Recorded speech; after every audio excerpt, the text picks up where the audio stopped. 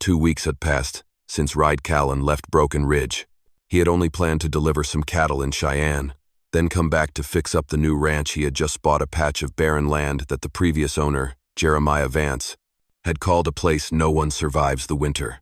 But as Reed rode back, he froze. From a distance, smoke curled up from the chimney of what was supposed to be an abandoned house. Hammering echoed across the hillside. Horses neighed, and there was even the sound of children laughing. He reached for the Colt on his hip and quietly moved closer. The front door was slightly ajar, and the scent of cornbread and wood smoke drifted into the golden evening air. Inside, 3 indigenous women were turning the wreckage into a home. The tallest, Tana, stood nearly 6 feet 3 inches tall, or about 1 meter 90, muscles bulging under a torn buckskin dress, was repairing the roof beams. Near the hearth, Nira, shorter but solidly built, was stirring a pot of stew.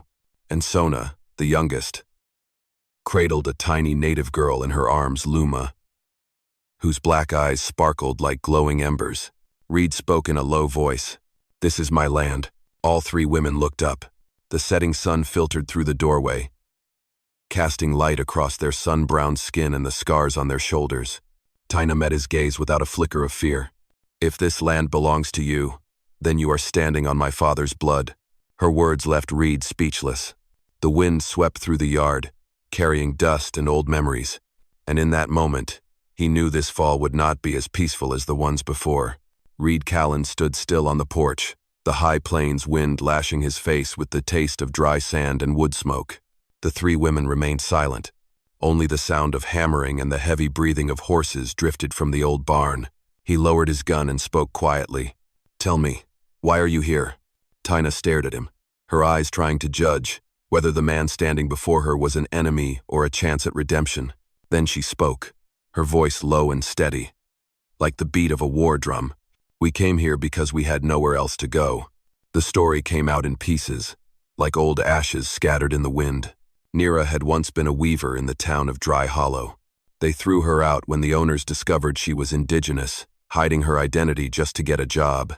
Sona, the youngest, had been taken by Jeremiah Vance to work as a servant on this very ranch 2 years ago. When he was drunk, he dragged her into the grain shed to beat and violate her. She gave birth to Luma, a child who carried both her mother's eyes and the silence of someone never meant to exist. And Tina. She was a warrior from a tribe that had been burned out of the southern mountains. Vance and the soldiers had torched the camp, stolen the land. She had survived, carrying the wound of her father, a man who died trying to protect this very field. Reed said nothing for a long time. The wind passed through again, rattling the roof slats Tana had just nailed in place. He looked around the ranch that once lay dead and dry, now echoed with the sounds of laughter and life. He knew that if he reported them to the authorities, the 3 women would be arrested. But if he let them stay, he could be branded a traitor. Nira placed a bowl of cornbread on the table and slid it gently toward him. "We just need a few days, sir. After that, we will leave." Reed sat down, broke off a piece of cornbread. The taste of corn and smoke filled his throat, simple and somehow comforting. He looked up at Tana, his voice rough. 2 weeks. You have 2 weeks to make your way. After that, we talk." Tana nodded, her eyes a mix of caution and quiet gratitude. Sona leaned down to kiss the baby's forehead. Luma giggled, the first sound of laughter Reed had ever heard in Broken Ridge. As the sun set, Reed led his horse to the edge of the fence. He looked back at the old house, now glowing with firelight, blue smoke rising into the evening sky. Inside him, something shifted like an old stone slowly worn down by running water. He told himself, "Just 2 weeks, Callan. 2 weeks to see if there's still room for mercy on this land." And that night, as the wind howled through the mountain pass, the Broken Ridge Ranch lit up for the first time in years with firelight, and with a fragile hope among those the world had cast aside. Those 2 weeks passed like a strange dream across a land that had only ever known wind and wild grass. When Reed Callan rode his horse around the ranch at dawn, he no longer heard the squeal of rusted wire fences in the wind, like on the first day. Instead, he heard hammers, wood being cut, and laughter. Tina, tall and solid as a bronze statue in the sunlight, was rebuilding the fence. Every swing of her hammer landed with the steady force of a heartbeat in the earth. Nira sat mending curtains with her rough hands, humming an old tribal melody, a song about the rainy season and rebirth. Sona carried baby Luma on her back while replanting rows of corn behind the house, her sun-darkened hands moving with the kind of skill that seemed to sow trust directly into the soil. Reed helped them repair the well. Water burst up, clear and ice-cold. Neera let out a soft cheer, the sunlight flickering across her deep copper skin like fire. At night, they sat together around the hearth. Neera roasted cornbread, Sona taught Luma how to count in the Apache language, and Reed shared old cowboy stories, his voice rough like charred wood. One evening, Tana stood alone on the porch, her long hair damp with mountain dew, watching the moonlight fall over the ridges. Reed stepped outside, standing quietly beside her. She spoke softly, her voice low like the wind. "I used to think white men only knew how to take. But you are different," Reed replied gently. "I used to think Apache people only knew how to hate." They looked at each other and then laughed, a rare kind of laughter between two worlds that had once tried to destroy each other. Day by day, the house came back to life. The walls were painted, the barn was filled with hay, and the wooden roof no longer leaked. People in the nearby town started calling it the House of Hands, because those three women had revived what men had left for dead. One afternoon, Reed saw Tana holding Luma on her shoulders, laughing as the little girl tugged playfully at her hair. The sunlight swept across their sun-browned faces, and the sight made his chest tighten unexpectedly. He realized then that he no longer saw them as temporary guests. That night, while closing his winter plans ledger, Reed scribbled a short line in the margin. Broken Ridge is no longer empty. What he did not know was that just a few days later, dark horses would ride in from town, bringing with them a new storm, and Tana's past would rise like a blade hidden in the sand.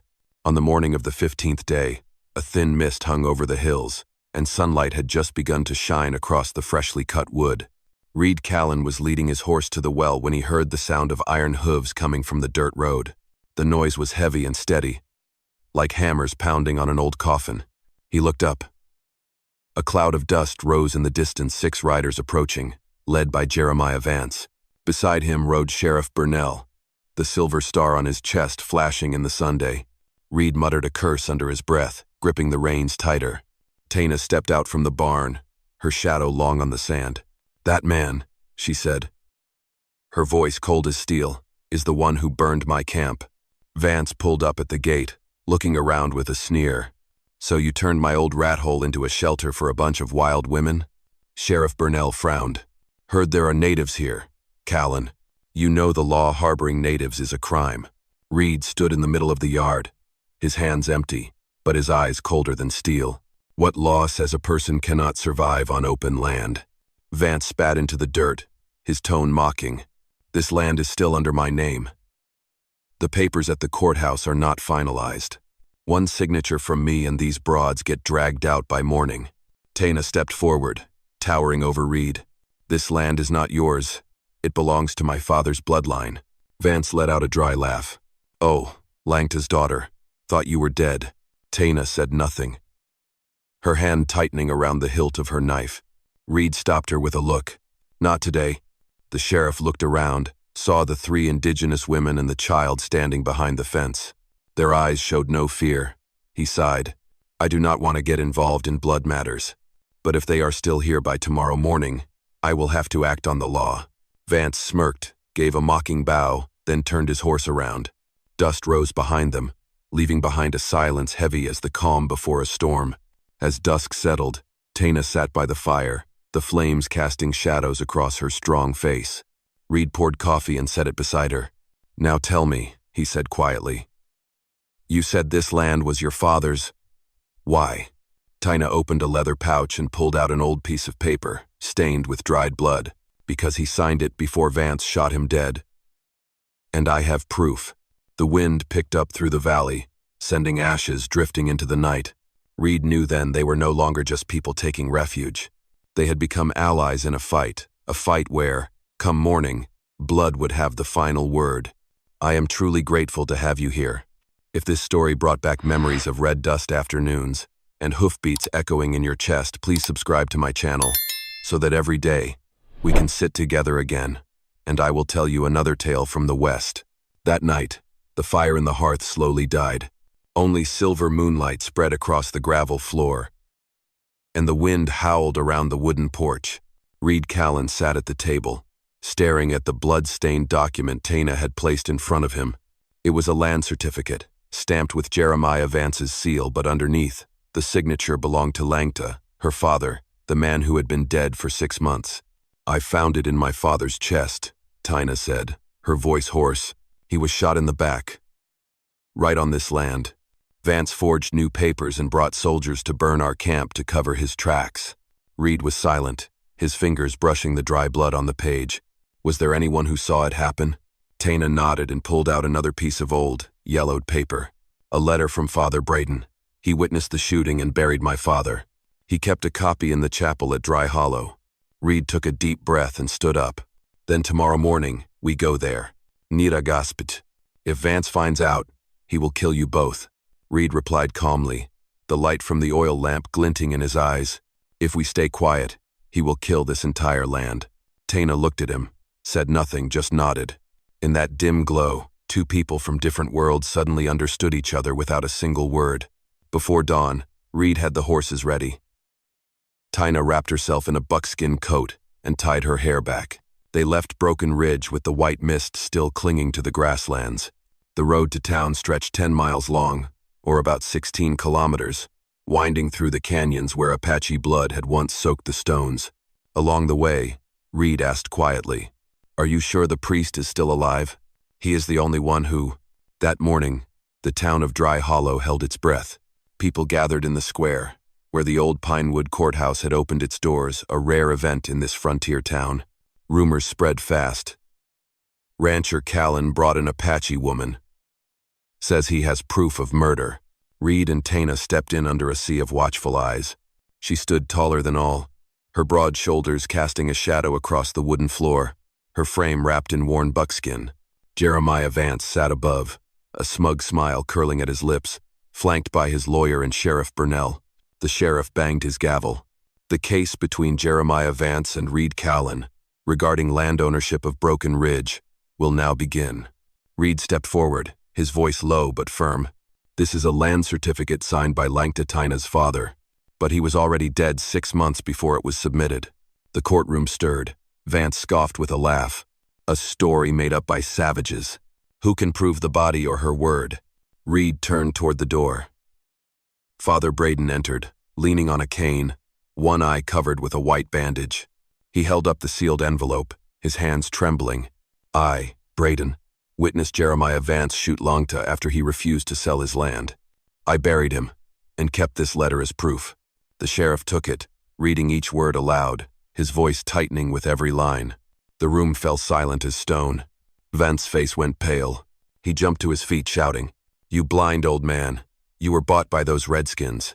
Tana stepped forward, her eyes blazing like fire. "You can call me savage, but you cannot kill my father's soul twice." She tossed a small pouch onto the floor. Inside was a piece of blood-soaked cloth, found in the ashes of the old Apache camp, with a brass button engraved with the mark of Vance's ranch. A blacksmith in the crowd spoke up. "I made that coat for him, no mistaking it." The noise erupted. People began to shout. Sheriff Burnell slammed his gavel down. "Order in the courtroom. Jeremiah Vance, you are under arrest for murder and property fraud." Vance thrashed, reaching for his gun. But Reed was faster. The cold snap of his Colt echoed in the air. "Do not." The sheriff tackled Vance and cuffed him. As he was dragged out of the courthouse, Vance screamed in despair. "That land, it should have been mine." Tana looked at him calmly. "No, it belongs to the blood of the righteous." As the courthouse doors closed, the townspeople erupted in cheers. But Reed simply stood, watching Tana. In her deep, dark eyes, he saw not triumph but sorrow. The kind of sorrow that comes from losing everything, just to protect justice for a father long gone. He said quietly, "You are free now."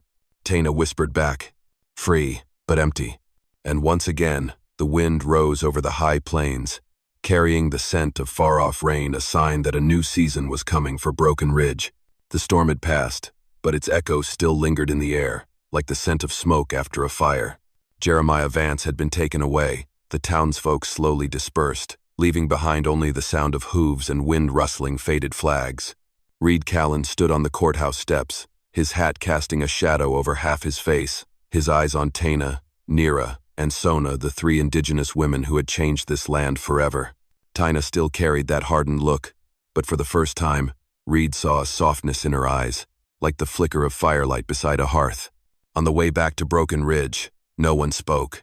The afternoon sun stretched across the valley, and the young cornfields swayed in the breeze as if to welcome them home. When they arrived, Luma came running out, wrapping herself around her mother's leg, giggling. That sound, to Reed, washed away the world's cruelty. Taina placed a hand on Reed's shoulder. "Now you can send us away. This land is clean of its sins." Reed looked around the house that was once broken, now glowing with warmth and firelight, each board revived by their hands. He replied softly, but with unwavering certainty. "If anyone deserves to live here, it is all of you. I only own the horses and the ground, but this home belongs to those who brought it back to life." Nira laughed, the sound bright as a small bell. Sona clutched Luma tightly, tears rolling down her sun-worn cheeks. Taina bowed her head, then spoke in a voice almost trembling. Not many men would say that to three women who once wanted to kill them. Reed smiled. "Maybe I am too stupid, or maybe I believe too much." In the days that followed, Broken Ridge began to transform. Nira wove new curtains from agave fiber, dyed with red earth and golden twilight. Sona built a small garden beside the well, where Luma planted corn kernels and sang in her mother's tongue. Taina helped Reed rebuild the horse stables, her large hands pulling rope so tightly the wood itself seemed to hum. In the evenings, they sat around the fire. Reed told stories of lonely winters. Taina spoke of nights spent hiding in the woods, listening to wolves and not daring to sleep. Between them, a quiet peace began to take root, not the rush of love, but the bond of those who had lost everything, now building life together from the ground up. One breezy evening, Reed saw Taina sitting alone on the porch. He walked over and placed a warm cup of coffee beside her. "Tomorrow, we plant the barley field again." Taina smiled faintly, her dark eyes shining under the moonlight. "Tomorrow, maybe Broken Ridge will finally start to breathe again." And in that stillness, with only the sound of insects and the scent of smoldering wood, Reed Callan knew he had found the most precious thing in the world, a home built from courage and kindness. Spring came early that year. The snow melted, and the stream behind the ranch babbled like the earth itself was singing. The entire valley of Broken Ridge lit up in the golden glow of morning. Out in the field, Reed Callan planted barley seeds one by one, while in the distance, Taina led her horse to the stream, her shoulders soaked with dew, her black hair clinging to sun-darkened skin. From the wooden cabin, Nira opened the window to let the sunlight flood in. Sona taught little Luma how to tie wildflowers into a bundle to hang on the porch, their sweet scent drifting through the air.